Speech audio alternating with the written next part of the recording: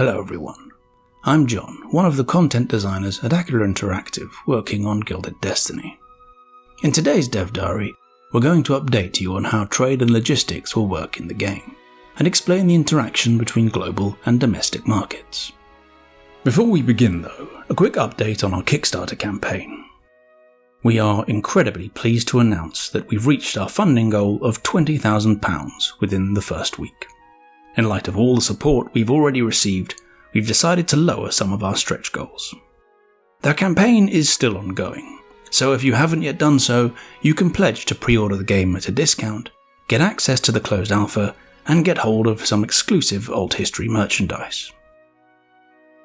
So we wrote a bit about trade and logistics quite some time ago, in one of our earliest Dev Diaries, all the way back before we started posting videos actually. We originally planned for traded goods to travel from province to province, but with the number of countries, provinces, and resource types that we are including in the game, in addition to the size of the map, diplomatic factors, price calculations, and the fact that this is all happening in real time, the processing overheads became obscene. We've therefore redesigned how trade works in the game from the ground up, and for that reason we're currently in the process of updating the functional UI for the new system. But we're still keen to show you the concept mock-up here and explain how it all works. It's also a chance for us to show some of the work of our new art director, who you'll be meeting in a future Dev Diary. The trade redesign has also led us to redesign logistics, in a way that allowed for more player agency in the building of roads and railways. So I'll be covering some of that here as well. As always, of course, this is all still work in progress, and anything we show here may change. This whole Dev Diary being a case in point. To begin with, it's worth stressing that one of the core features of Gilded Destiny's economy is the way resources are tracked and accounted for. They aren't magically created out of nothing when the player isn't looking. Instead, resources must be produced and consumed by populations, and the availability of those resources will inevitably impact their prices. So yes, you can create artificial shortages, flood the market, and use various strategies to wage economic warfare with your rivals. We'll go over how all that works in a bit, but first we need to cover how trade actually works in the game. First off, each country has its own domestic market, from which its inhabitants and industries purchase the goods they need. As shown here in the trade UI, you're informed of the total supply and demand for each good in your domestic market, and the extent to which your population's need for that good is being met. As you'd expect, that has an impact on the price of the good, with the arrows indicating whether the price is currently above or below the base price of the good. And over here you have a graph that shows how the price has fluctuated over the past year relative to the base price, this line right here. The base price is obviously something of an artificial construct that's designed to give players a better understanding of how the market is performing. But it's also tied to how much each demographic is willing to pay for a particular good. If the current price goes too far above the base price, they'll deem it too expensive, and will decide to go without. In addition to local supply and demand, you also have global supply and global demand. You'll need to keep an eye on these when evaluating price changes and shortages in your domestic market, and when planning the growth of your nation's industries. Speaking of industry, over here we have the details of your country's production and consumption of the goods selected, as well as a button connecting you to the buildings menu so you can adjust production accordingly. We'll be covering buildings in another Dev Diary. So as you can see here, at the moment our population's demand for coffee isn't being fully satisfied. In fact, only about a third of our people are getting their fix, and the price has risen accordingly. We can see from global supply and demand that while there's not enough coffee in the world to go around, we're certainly not getting a decent share. Yet over here in production, it seems like we're actually producing plenty of coffee, at least enough to satisfy about 80% of our demand. So there's a puzzle here, especially since we can see that at least 20% of the coffee we're producing isn't being sold at all. To solve it, we're going to start by taking a look at logistics. Your logistics network accounts both for how foreign goods actually arrive in your domestic market and how goods are distributed throughout that market. As you can see over here on the left, there's a city that's been designated as your economic centre. Often the capital, but not in all cases, and you'll be able to change your economic centre if you so choose. This functions as the linchpin of your entire economy.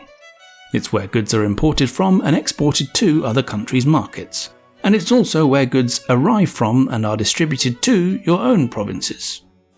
Bear in mind that this isn't as literal as all goods physically arriving in the economic centre and then travelling across the map to your other provinces. This is where we had to abstract things a little in order to prevent the game from grinding to a halt. For goods to travel to your own provinces, they need to be connected to your economic centre through your logistics network. To do this, you'll need to build roads or railways to connect your cities to your economic centre. Ports also connect provinces that have access to the sea, so economic centres that have a port are often at something of an advantage, since they don't have to rely on a connection to another province for sea access. If a province isn't linked up through the network to your economic centre, it becomes an unconnected province. Unconnected provinces can only contribute to your market in a very limited way. They only receive 10% of their demands from the domestic market and provide 10% of their outputs to the domestic market. However, once that province has been connected to your economic centre with a road, that figure rises to 30%. And with the railway or port, it rises to 100%. The exact figures may get adjusted slightly as we test it, of course. The short version is that you need to connect your provinces to your economic centre if you want them to prosper. The better the connection, the greater the prosperity. If you have any landlocked provinces that are separate from your other provinces, or if your economic centre doesn't have access to a port, it's not the end of the world. You can still connect these provinces to your country by obtaining diplomatic permission from your neighbours to build a road or railway through their countries to connect distant provinces. One advantage of the redesign is that it's meant roads and railways are now built directly on the map, with the player plotting out their courses. You'll need to do this strategically, especially since roads, railways and ports all have a construction and upkeep cost. If the upkeep costs aren't met, the network will automatically default to less efficient modes of transport. So, if a railway isn't being properly supplied, the connection will function as a road, dropping to 30% efficiency, at least until the province has enough supplies to start providing railway upkeep again. If a road isn't supplied, the province will become unconnected and drop to 10%, again until it has enough resources to start paying upkeep for the road. Enemy military units that make it into your territory can also disrupt your logistics network by damaging roads and railways, while enemy warships can blockade ports. If enemy forces manage to occupy your economic centre, every province will become unconnected, stalling your entire economy, at least until you can oust the occupying forces or move your economic centre to another city. Military units will also be able to use their country's roads and railways for quicker transport, but we'll cover all that in a future Dev Diary. To come back to our coffee problem, if we take a look at one of these unconnected provinces, we'll see that a significant amount of coffee is actually being produced here in Martinique. However, for some reason our connection with Martinique isn't functioning. Potentially a blockaded port or an insufficient supply of transport ships has separated this province from our network. This means only 10% of its produce is making it to our other provinces. Effectively, Martinique has become its own isolated market. Its populations are getting plenty of what the island is actually producing, but not enough of anything else. However, we can see that this doesn't entirely account for our coffee shortfall. Something else is going on. So, with our logistics dealt with, it's time to go up to this tab here to take a look at international trade. Your economic centre will be able to trade directly with all of the markets to which you have access. Down at the bottom here, there's an indication of access to each foreign market, which takes both geographical and diplomatic factors into account. Without going into too much detail, you essentially need a port as part of your logistics network if you want to trade with anyone besides your immediate neighbours.